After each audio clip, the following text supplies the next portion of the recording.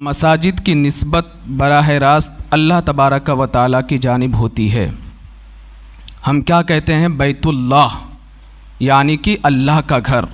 جس طرح انسانوں کا نصیب ہوتا ہے، انسانوں کی قسمت ہوتی ہے کہ کوئی بہت زیادہ نصیبے والا ہوتا ہے تو ہم بولتے نا کہ فلاں آدمی کی قسمت بہت اچھی ہے، وہ بڑا نصیب والا ہے کہ اسے اتنے انعامات ملے۔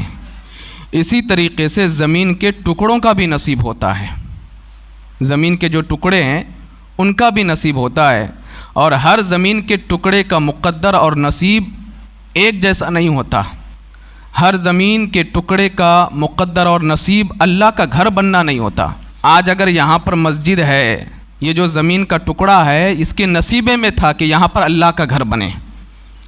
اسی لیے آپ کسی بھی مفتی سے جا کر کے فتویٰ پوچھیں کہ کیا مسجد کے زمین کو بیچ سکتے ہیں تو وہ کہے گا کہ بالکل نہیں، کیونکہ وہ دنیا کی انسانوں کی ملکیت میں نہیں ہوتی ہے کہ ہم اس کو بیچ کر کے دوسری جگہ مسجد بنا لیں، وہ ہماری ملکیت میں نہیں ہوتی ہے، مسجد کا کوئی مالک نہیں ہوتا۔ اسی لیے مسجد وہیں پر بنتی ہے اور اس زمین کے اسی ٹکڑے پر بنتی ہے جس پر اللہ تبارک و تعالیٰ چاہتا ہے کہ یہاں پر مسجد تعمیر ہو۔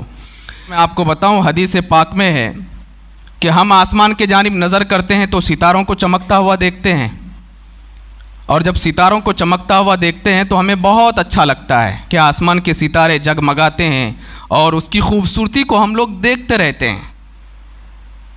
اسی طریقے سے آسمان والے جب زمین کی طرف نظر کرتے ہیں تو زمین میں جہاں جہاں مسجد ہے، اللہ کا گھر تعمیر ہے، ان کو وہ تاروں کی طرح نظر آتا ہے، چمکتا دمکتا ہوا گھر نظر آتا ہے۔ اسی وجہ سے اللہ تبارک و تعالیٰ نے مساجد کی تعمیر کا کام سب سے پہلے انبیاء کرام علیہم الصلاۃ سے لیا۔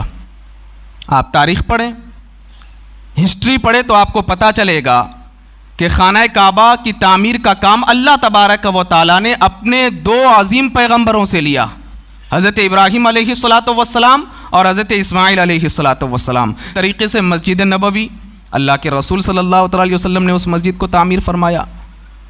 مسجد اقصیٰ، قبلہ اول مسلمانوں کا، اس کو بھی تعمیر فرمانے والے حضرت سلیمان علیہ السلام ہیں۔ تو مساجد کا جو کام ہے وہ اللہ تبارک و تعالیٰ نے اپنے پیغمبروں کے ذریعے سے لیا۔ اسی لیے اہل ایمان کو بار بار حکم دیا گیا کیا کہ مساجد سے تعلق مضبوط کرو، روابط آنا جانا یہ مساجد سے تمہارا مضبوط رہنا چاہیے، کیونکہ جو شخص مسجد سے دل لگا کر کے بیٹھے گا اللہ تبارک و تعالی حشر کے میدان میں اسے اپنا خصوصی سایہ نصیب فرمائے گا۔ حدیث مبارکہ میں ہے کہ قیامت کے دن اللہ تبارک و تعالی 7 لوگوں کو اپنی رحمت کا سایہ نصیب فرمائے گا، 7 لوگوں کو۔ ان 7 لوگوں میں سے ایک شخص وہ ہے جو مسجد سے اپنا تعلق مضبوط رکھتا ہے، اللہ اسے بھی حشر میں اپنی رحمت کا سایہ عطا فرمائے گا۔ ایک اور حدیث مبارکہ ہے کہ قیامت کے دن اللہ تبارک و تعالی فرمائے گا، کہاں ہے میرے پڑوسی، کہاں ہے میرے پڑوسی، کہاں ہے میرے پڑوسی؟ فرشتے ہاتھ باندھ کر کے مولا کی بارگاہ میں عرض کریں گے، پروردگار عالم تیرے پڑوسی کون ہیں؟ اللہ فرمائے گا کہ میرے بندوں، میرے پڑوسی وہ ہے میرے جن بندوں نے عبادت کے ذریعے سے میری مسجدوں کو آباد کیا، میرے وہ بندے میرے پڑوسی ہیں۔ آج انہیں بلا کر کے لے کر کے آؤ، میں ان کے گناہوں کو معاف کرنا چاہتا ہوں۔